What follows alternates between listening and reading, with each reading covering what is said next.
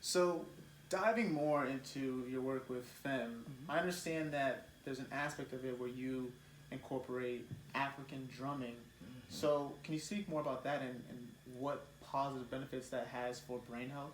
Sure. Um, the African drum, well, first of all, the first sound anybody has ever heard was the heartbeat. Mm-hmm. That was the first sound you heard, was that heartbeat. So using the drums in the class, and we're inviting people to show themselves basically how are you feeling, and really wanting them to honestly tell through their body and using their voice. So what I want to do is create a very relaxing, welcoming, safe atmosphere. And so what better than the heartbeat? It actually relaxes our nervous system to hear that drum beat. Not only is the hands and hearts that are playing the drums for me, because those are truly healers that play those drums.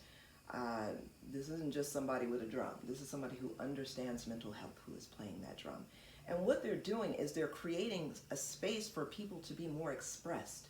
That's why I use the drums as opposed, one of the reasons I use the drums as opposed to what I call piped music. I love music, but if you love a song, you know where the high peaks are and where it ends. You know how much time you got, and it can get into performance mode.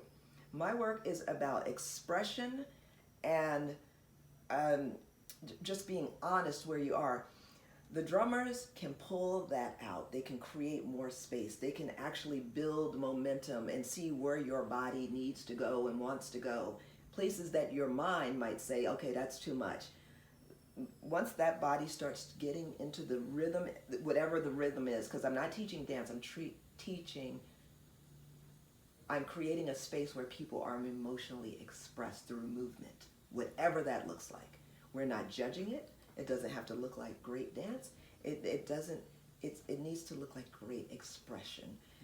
The drums are a healing tool, and so we use those live drums in class, and it's one of our signature things. And as a result of it, people say they leave feeling like they have left something behind, left something on that floor, left something that they didn't need weighing them down anymore. Wow. So we go from, movement of the body and what that does for brain health, but then also talking about how body and touch, and Yes. you actually prescribe hugging in your classes. Like that's amazing.